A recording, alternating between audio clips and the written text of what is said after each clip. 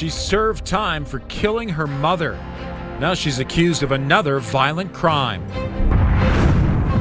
United message. I feel that we should remain and work on our problems. UCP MLAs say they'll vote to stay in Canada. And it's a key site in Calgary's past. It was time for this site to also have a future. The long-term plan for the confluence.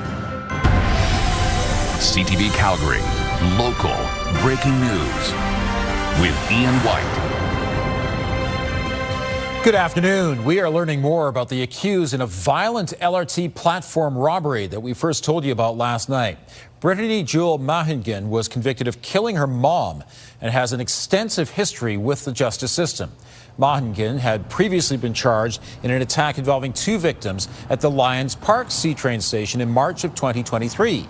But court documents showed charges of aggravated assault, assault with a weapon, and 3 breaches of failing to comply with the release order were thrown out due to lack of evidence. In 2012, she was sentenced to 5 years in prison for what the court called the vicious beating death of her mother. And as of 2019, she became a registered sex offender. A woman told CTV News that 2 weeks ago, she was beaten unconscious and robbed at the Crowfoot CTrain station, leaving her in hospital for 8 days. Mahingen is now in custody related to that charge and others. If guilty of the offense, it's really quite alarming to me. There's indication that she was facing similar charges in 2023. Mahingen was due in Indigenous court today for her bail hearing. That was pushed back until June 3rd as her lawyer seeks more time to work on a proposed release plan. A 19-year-old is dead after a motorcycle crash in Okotoks on Tuesday night. RCMP say it happened along Milligan Drive near Ranch Road just before 7. Police and paramedics responded to the single vehicle collision, but the man died at the scene. Tire skid marks and damaged trees can be seen at the location of the crash. RCMP are still determining what factors contributed to the crash and say the investigation is ongoing. The United Conservative Party Government Caucus is united on remaining in Canada, despite a referendum this fall that could trigger a future vote on separation. Tyson Fedor is live at McDougall Centre, and Tyson, elected UCP MLAs and cabinet ministers you spoke with say they plan to vote in favor of staying in Canada. Ian, I spoke with 4 today, and they all want to be united with their messaging. They, of course, are saying that they want to see Alberta prosper, not on its own, but within a united Canada. Now, in an interview last Friday, Party President Rob Smith told CTV News that the UCP has had no discussions of becoming an independence party. He says that the party would only consider a vote on becoming a separatist party if the majority of Albertans voted in a referendum to annex themselves from Canada. Both Fort McMurray MLAs, Brian Jean and Tanya Yao, say they support staying in Canada. Advanced Education Minister Miles McDougall believes that there is a pathway to meeting the aspirations of Albertans by staying in the country. Premier Danielle Smith reiterating her pro-Canada stance today in an interview with BNN Bloomberg following a turbulent series of meetings with Western premiers this week. We've got about 1 million Albertans who are frustrated with the relationship with Ottawa to a point where they think it's time to file the divorce papers. I don't feel that way. I feel that we should remain and work on our problems. And I think that's part of what I've demonstrated with the Memorandum of Understanding and the energy agreement that I arrived at with the Prime Minister. We come from different political parties. Now, the UCP says that if separation sentiment sits around 25% in this province within its own party, that number is much, much higher. Whether it's a majority or not, President Rob Smith is actually unsure if that's the case or not, but he does say that the majority of the UCP members in this province say that they are supportive of asking the question whether or not to remain in Canada or start the legally binding process to go for a legally binding referendum moving in a future date. Ian?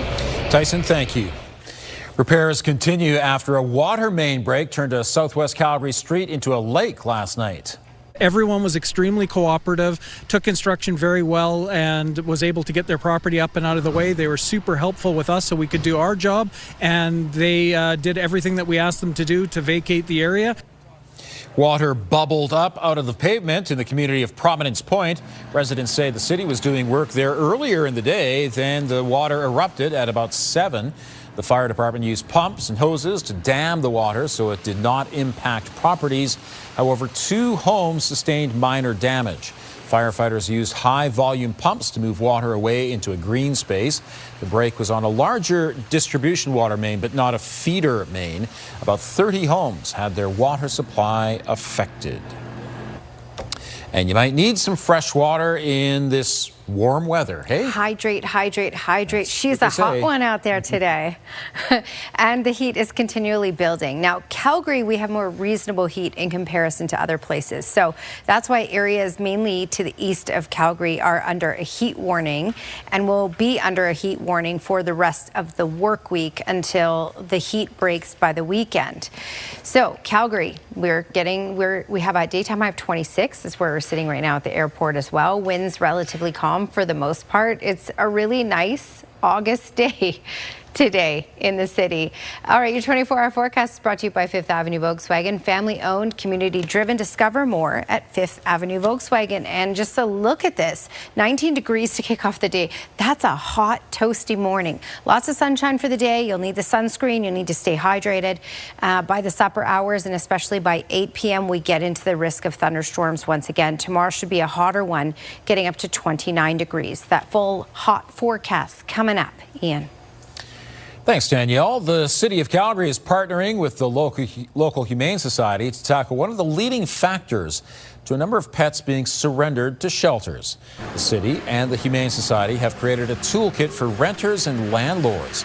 Part of the problem has been the lack of housing for pets and their families, specifically in rentals.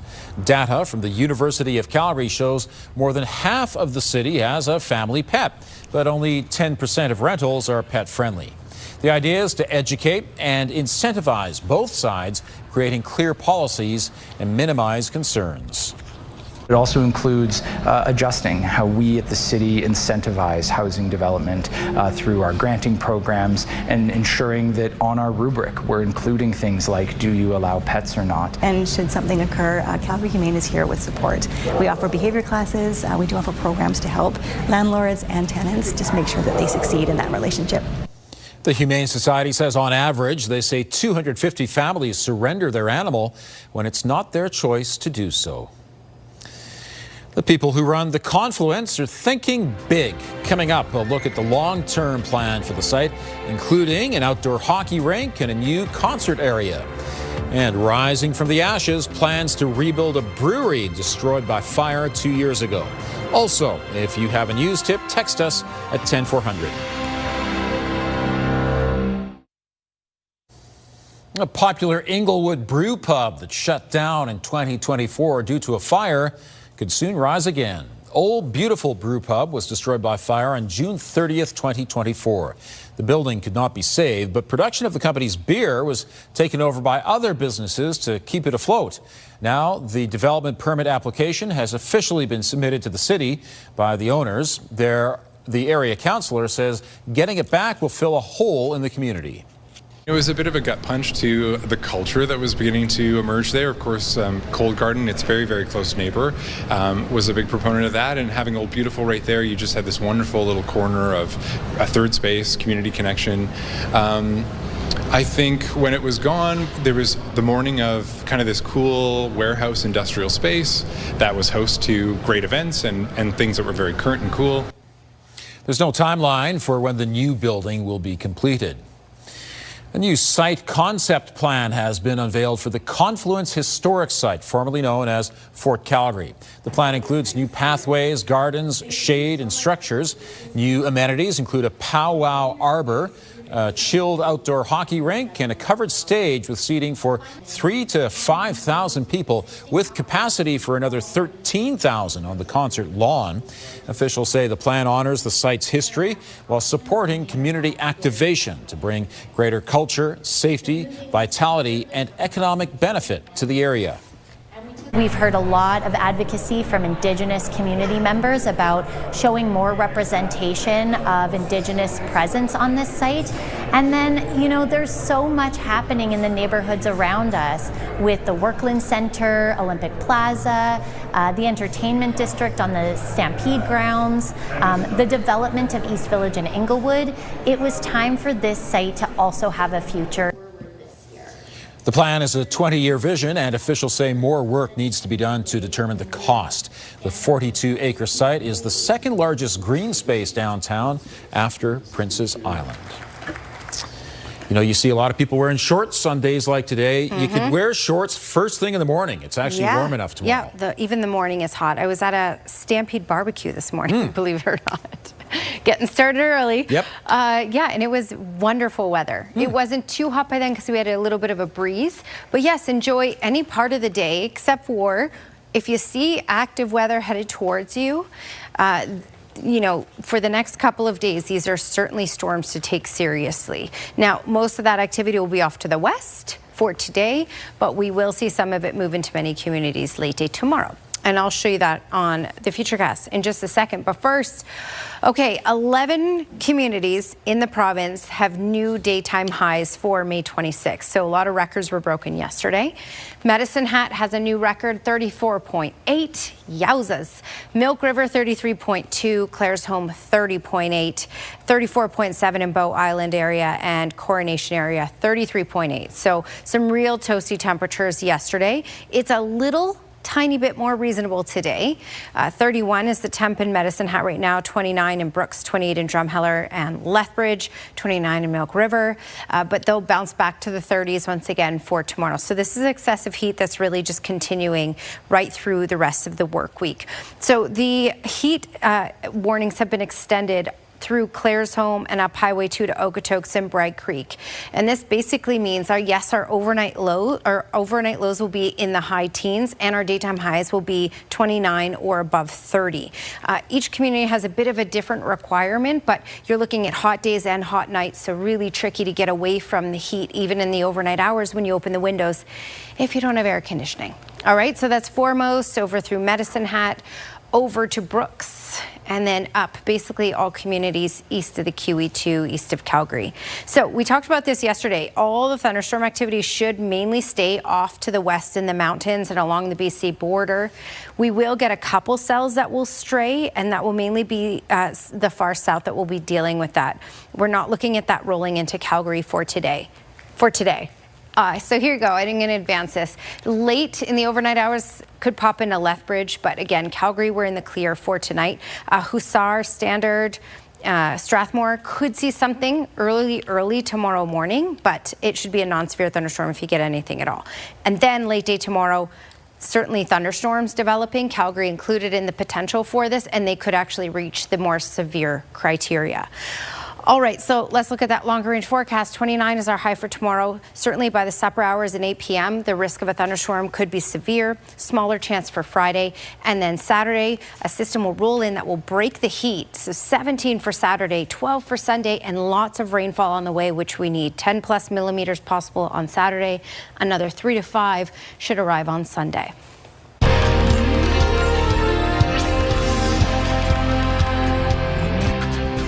Ozempic and Wegovy have changed the landscape for weight loss, but now a procedure at a hospital in Edmonton promises weight loss without drugs. Marianne Thurber has lost 90 pounds since having endoscopic sleeve gastroplasty, or ESG, at the Royal Alexandra Hospital. It essentially shrinks a person's stomach, making the person feel full faster. The procedure is covered by Alberta Health Services, and patients are able to leave the hospital the same day. Doctors say ESG makes weight loss drugs unnecessary. The whole thought is that this should allow you to come off those medications, so you wouldn't need to be on lifelong medications once you've had this surgery. I do feel like I'm a new kind of life has opened up for me. The team at the bariatric clinic at the hospital started doing the procedure in December and have done 10 of them since. Anticipation is building for the World Cup. Still ahead, the author of a new book on Canada's team gives us his prediction for how well they'll do.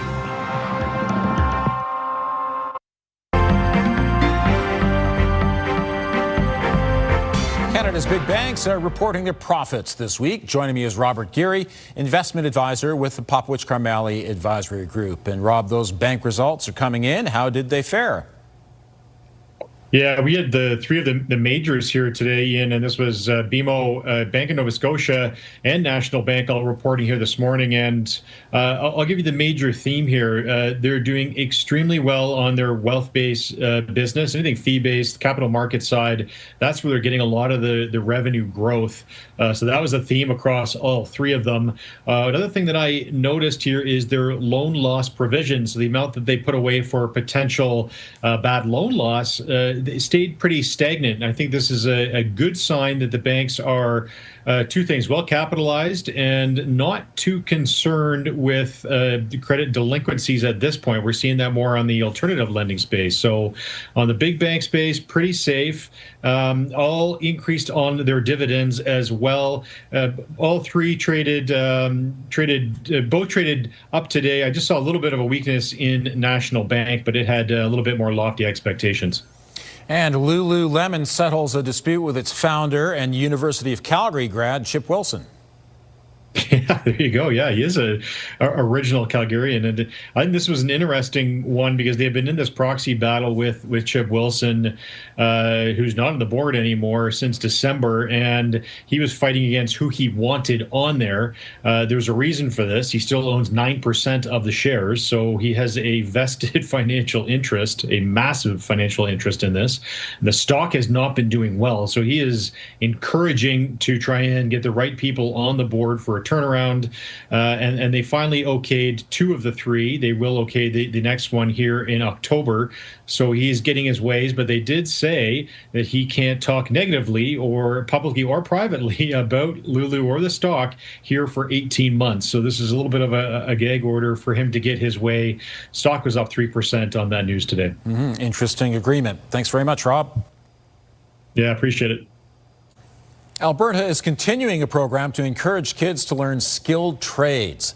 The province is giving another $300,000 to support a program called Blueprint at Telespark Science Centre through 2027. The idea is to introduce young people to the trades early on and spark interest and understanding about careers to build a skilled workforce.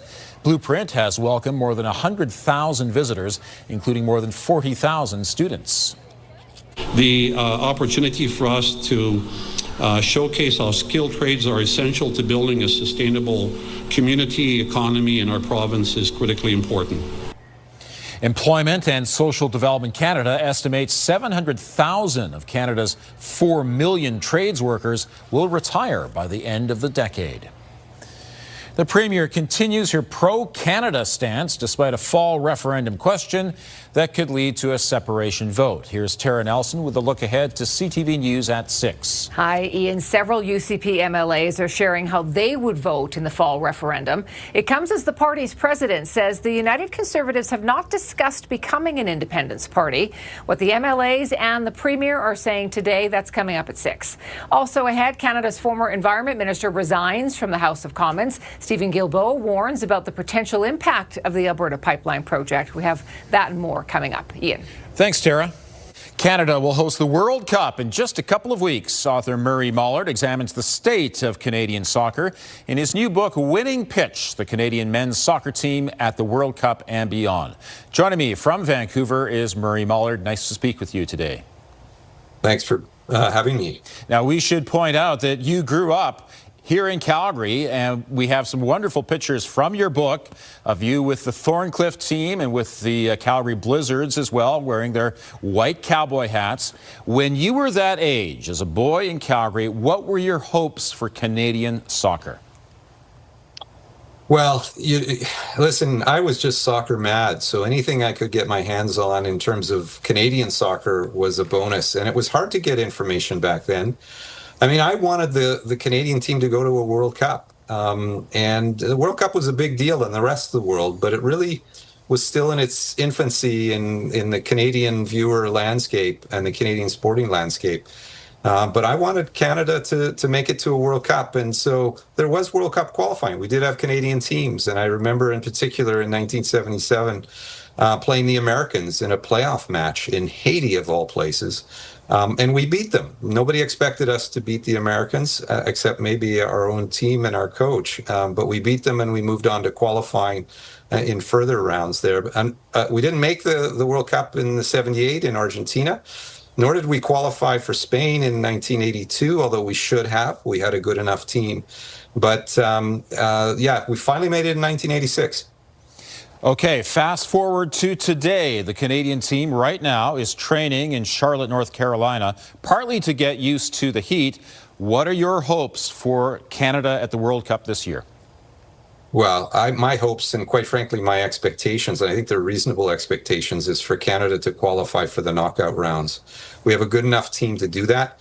I think it's possible that we could win our group if we play to the potential that we have. To see my extended interview with Murray Mollard, visit ctvnewscalgary.ca. We've had a pretty good run of warmer days this week. Pretty good weather for a soccer game, as a matter of fact. And it looks even warmer tomorrow. Danielle has the details coming up.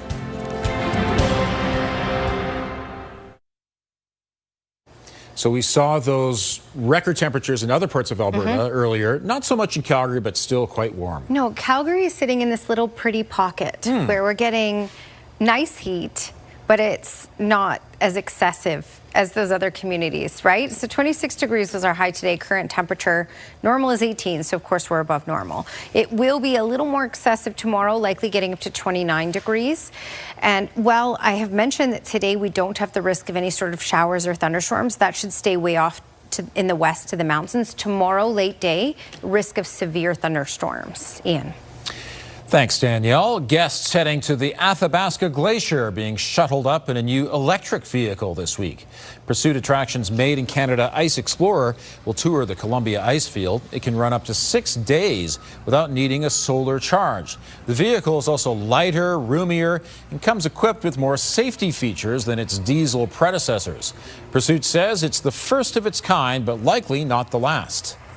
And so we'll learn from this and build our plan from there, and how many and at what point makes sense to do. But for now, we're just learning, and we're going to see how it operates in this very unique environment with, how it manages its range, how it charges each day. The vehicle costs roughly $1.2 million. The Columbia Icefield Adventure is currently open for the 2026 season. Thanks for joining us. Now here's the early edition of the CTV National News.